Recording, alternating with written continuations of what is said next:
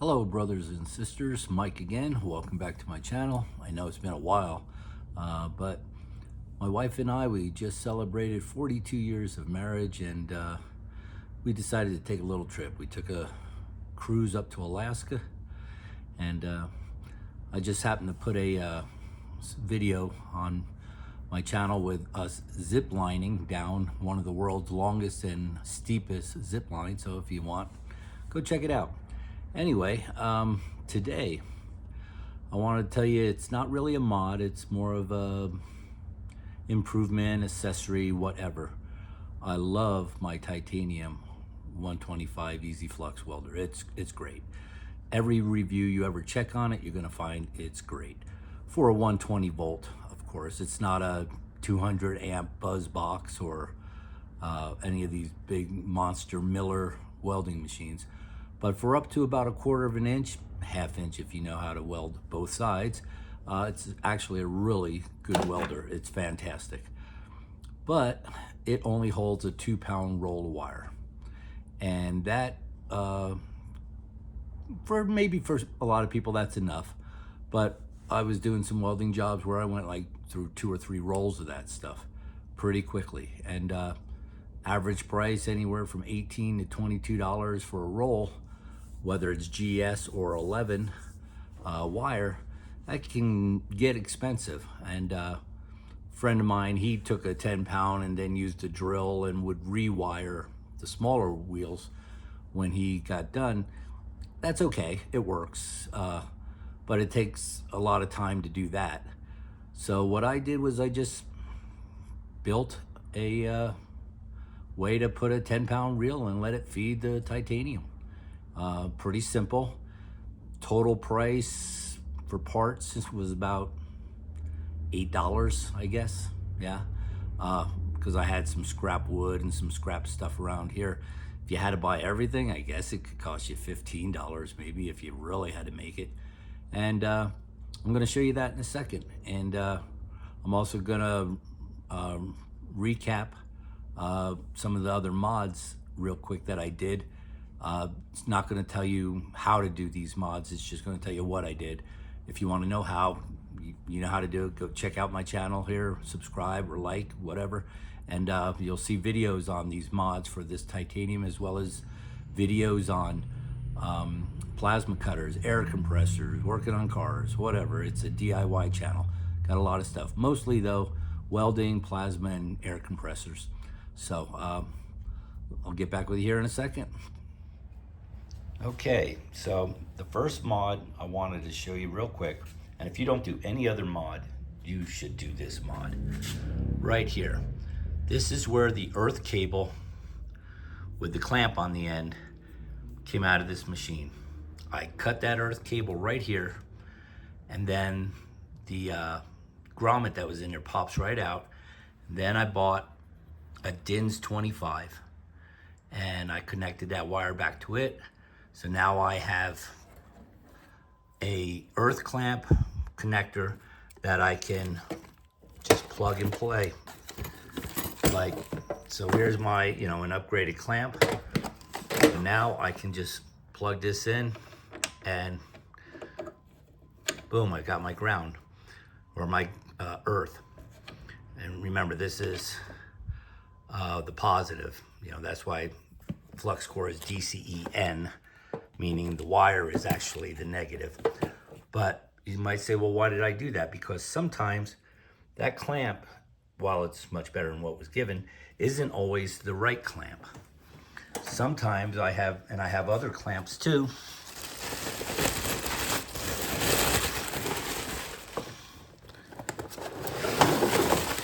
Like this clamp. And it's got the DIN 25 on it. This is easier because this will fit inside tubing or around a pipe or around tubing in places where that other clamp isn't the best for. Also, on my welding table, there's a bus bar I put back there with another DINS, but I have hardwired to it a wire. So I can take this and plug it in, and then my whole table is the earth. So by having this, you get yourself a lot of options. Anyway, if you want to know how, check out the video. The next one over, this one, why would I put another one? Well, this one actually goes, I just tapped it into the same place that the wire goes, you know, the negative. So if you follow back, again, I'm not going to tell you how, check out the video. Why would I do that? Well, now I actually have the ability to plug in a stick welder. Plug that in. Now I have a stick welder in there and my earth clamp, and I can do stick welding. And why might I want to do that? Well, there was a couple times where I had to work on something that had a deep well in it, but it was too narrow. I couldn't get the nozzle of the wand up in there, and but I could get stick up in there. So now I have 100 amp, 125 it says, but it's more like 100 amp stick welder. And because they're both DINs, I can do DCEN or flip it and put the stick here and the earth here and make it a DCEP. And also, if you do aluminum, you're never going to find gasless flux core wire for aluminum. You can find MIG wire for aluminum and use spool guns, but they do make stick, okay, aluminum welding rods for stick. So there's a lot of reasons for doing that. Real close, just so you know, I'm just going to explain this real quick. This isn't really a mod, but this taps into the switch on the wand, because on this machine and many others, there is no voltage coming through that wire until you pull the switch. So by tapping into here, I have wires here on this stick welder, and I mounted a switch to get it to me. And then the other part of that also was I put a switch up here. This switch, what I did, I just went to the wire motor that feeds the wire through the wand or through the torch, and I cut one of the wires to the motor. It doesn't matter which one you cut. And then I put this switch in place. When it's in the on position, I makes contact, you pull the trigger on the here, and wire shoots out like it's supposed to. If I put it here, that motor is disconnected. But by hooking up the stick wand to this and I pull the trigger, I still get the voltage coming out of here, but the motor's not pushing out any wire. Someone might say, well, why don't you just take the wire out? And I can, but the motor's still gonna turn. So why would I want to have the motor turning when it's not doing anything? Anyway, but you don't have to do any of that if you don't want it. I mean, it's just ideas. If you want to know how, go ahead and just check out my other videos. Now let's get to the wire, the 10-pound wire. Okay, so this is what your normal 2-pound wire is going to look like, you know, and it's, I don't have it in right now, but it's fed through there. When you take off the tensioner nut, and the reason for the tensioning nut and the tensioning system is so that this thing just doesn't free spin, you know, when the wire is pulling it through, and when it stops it, this doesn't keep spinning and let out a bunch of excess wire and turn into a rat's nest. So if you've got the nut, the washer, and the tension, you're going to need to reuse these three things, which is really good because this little adaptation, it's not a modification, is something that when you don't want to use the 10-pound, you can come right back in and put back in the 2-pounder just like it was, and nothing changed. No harm, no foul. Okay, the part I'm going to start talking about now is one of those do as I say and not as I do, because in this case, I'm a frigging idiot, okay? This bolt here, that's on here, you need to go to hardware store, Lowe's, Menards, wherever, and you want to get this size bolt. Take this with you so you can thread it and figure out, oh yeah, that's the right one, yay. And then you're going to take it and hold it with a, make sure you get a long enough one, and I'll tell you why I'm an idiot. You're going ahead and get a pair of vice grips to hold it, and you're gonna run it on a bench grinder, and you're gonna flatten one side. And the reason you flatten it is for this. If you notice, it has a flat notch. And the reason it has a flat notch is so it won't keep turning. It stops. And the reason for that is if it was to turn as the wire is turning, the spring and the nut's going to turn with it, and it's gradually going to loosen up, and then it's going to start spinning or whatever. You know, the wire, it's not going to have the right tension. So get this size bolt. Get one long, get it too long. You can always cut it, okay, later on when you're all done. But this way, this will press down, and I'll show you what it's gonna look like.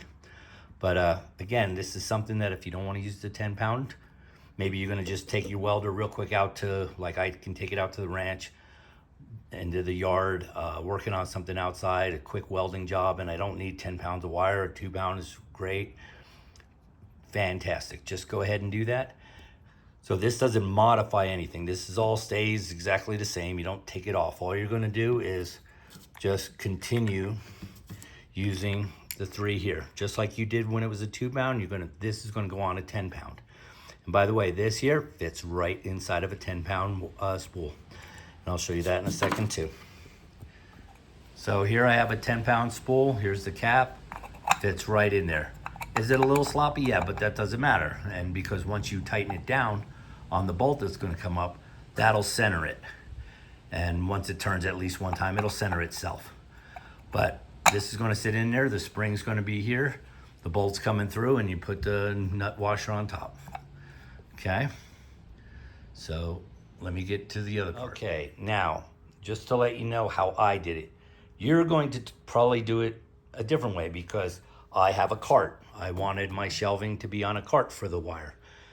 Maybe you want to build a sled or something that your welder sits on, and then it comes up and over, and then for the 10 pound spool. However you want to do it, the concept is going to still be exactly the same.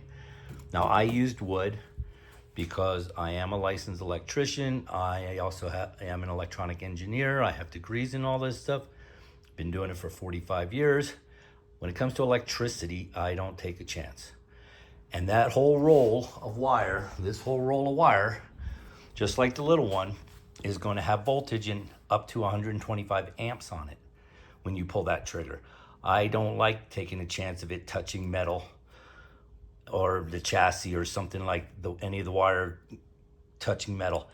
Even if it doesn't do any harm to it, electricity flows at the path of least resistance. So you're going to lose current and voltage if it's touching another piece of metal, which means you're not getting all the full voltage out of your wand. You're not getting the full amperage out of your wand. You're not going to cut as well. I use wood, but you can use metal. Just do it right. Okay, these are needle bearings. Okay, it comes in a 3-piece. It comes with a 1 washer, the needle bearing, and another washer. This, what I have here, is about a 1 7/8, I think, piece of PVC. You just need to cut off a piece about this big. And that's to do 2 things. One, so this doesn't spin around the bolt because you got the bolt. And also it helps the spool can sit on there. It's going to be a little sloppy on the spool, but that's not a problem. It tightens up once you use the bolt. Now, again, pretend this is the bolt I told you to get. This is where I'm an idiot. I was just looking through my junk because, real quick, I don't mind showing it to you if I didn't lose it, which I probably lost.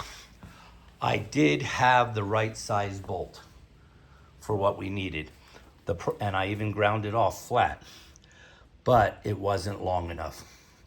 By the time I went through the wood and everything, it wasn't long enough for me to get to a nut.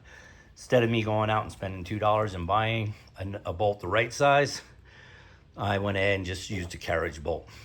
I adapted it to make it work. I'll show you how I did it, but just do me a favor. Buy the right stupid bolt.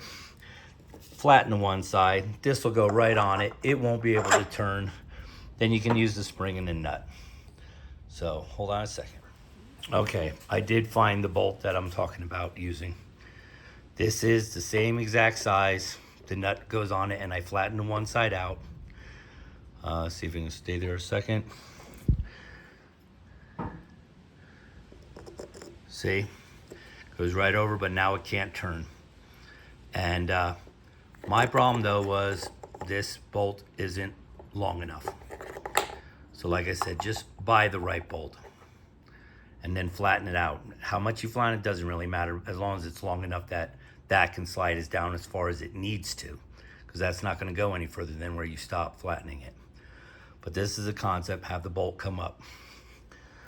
Okay, now once you have that bolt up, you can, or at least the hole for your bolt, depending on how you mount it, make yourself about, you can call it a 2-inch diameter circle, make it with a marker or something.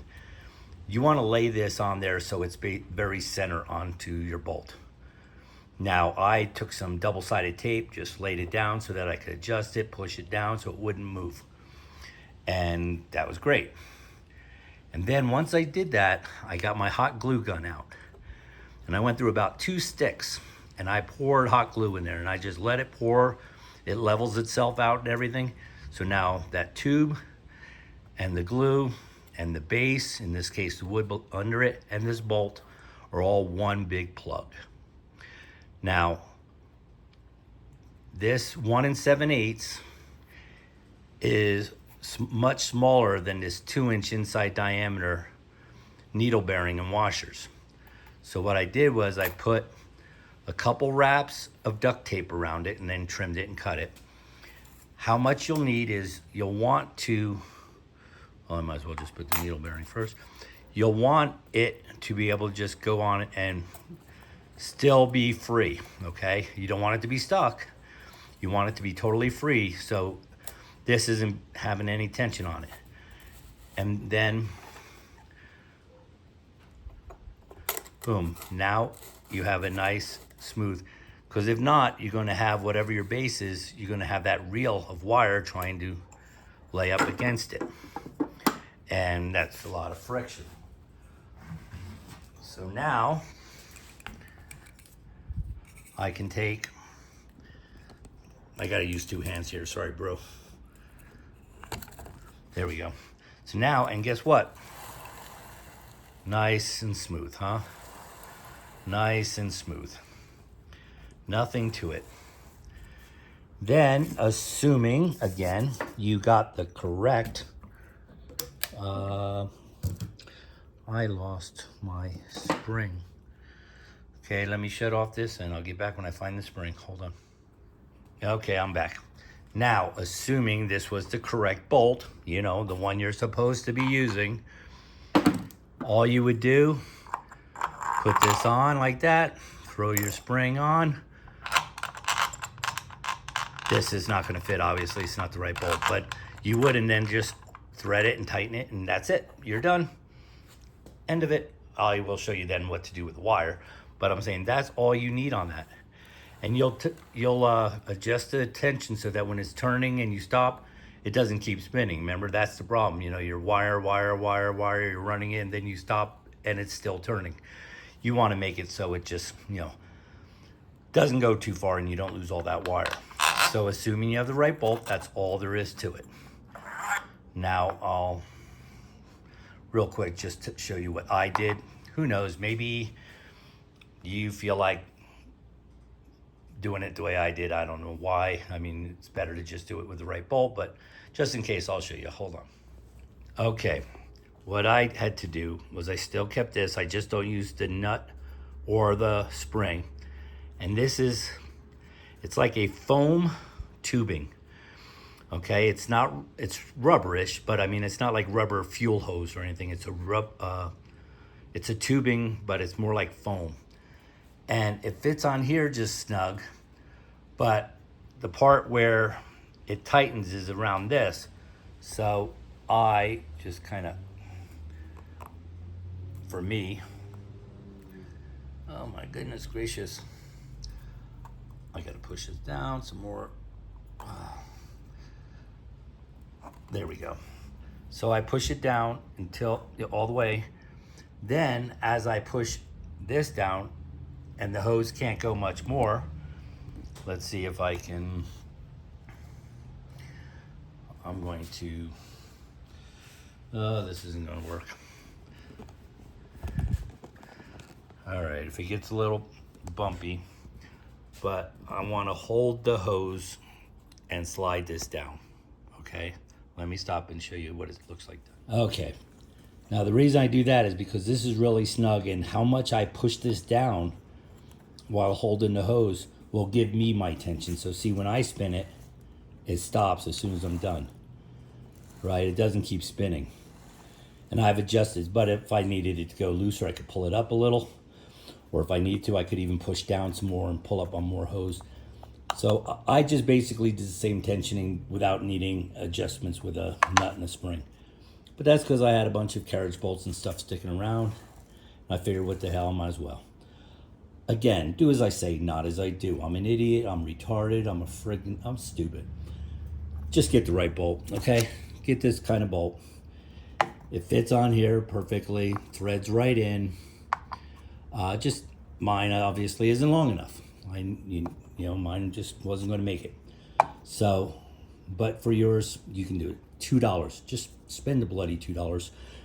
But anyway, so hold on a second, and I'll tell you the last part. Okay, so this is where your wire feeds, right? I took a ballpark shot out here, and let's see if I can get some better lighting, made a small hole here in the back, which I'll show you from this side, right there.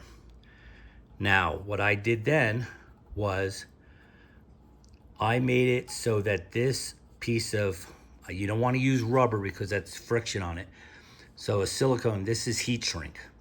So I got a piece of heat shrink that would, it was a tight fit to get in the hole I made, and it was intentional.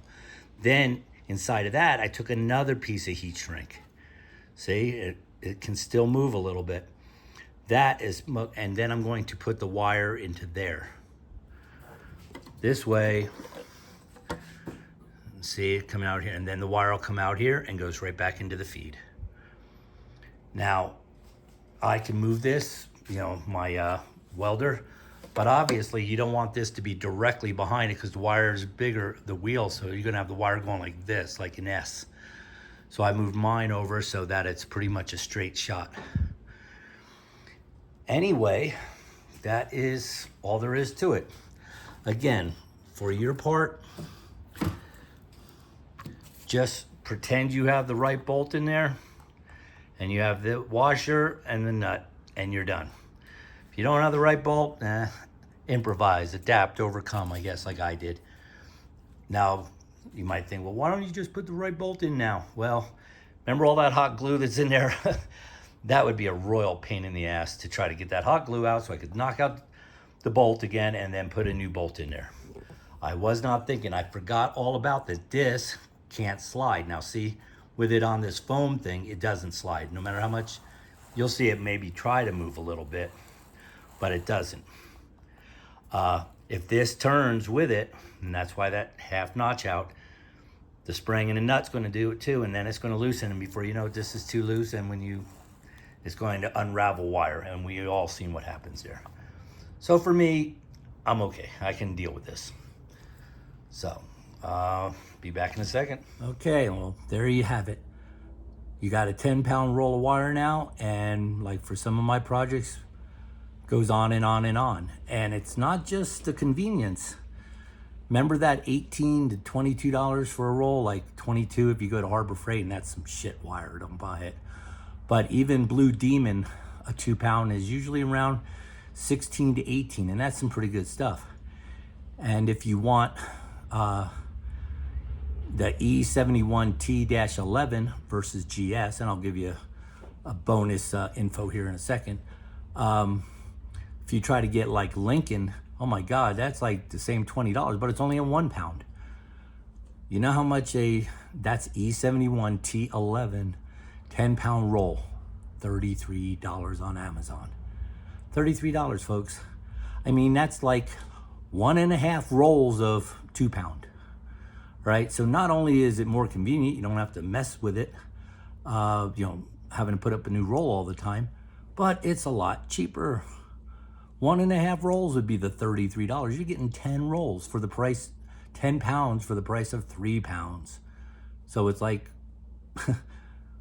3 times cheaper, 1/3 less, however you want to look at it, okay? To buy 10 pounds, 5 of the others is going to cost you almost $100. Here it's $33. So I think this is a really good thing. Now, I'll be honest, maybe you only weld like once every a month and you do like 5 inches of welding and you're done. Okay, the 2-pound reel is probably all that you'll ever want to do. But when I was working on a metal fence and brackets on the posts, going through 2 pounds was, I was going through that like really quick. Working on a trailer, working on some beaming, some tubing. I was going through 2 pounds in like just a couple of hours. And one day I had to swap out the 2-pound roll 3 times that day. So not only was it an inconvenience, and you figure, well, you only had to stop for a few minutes and you had to take a break anyway, and you just put another 2-pound roll on there. Yeah, that's true.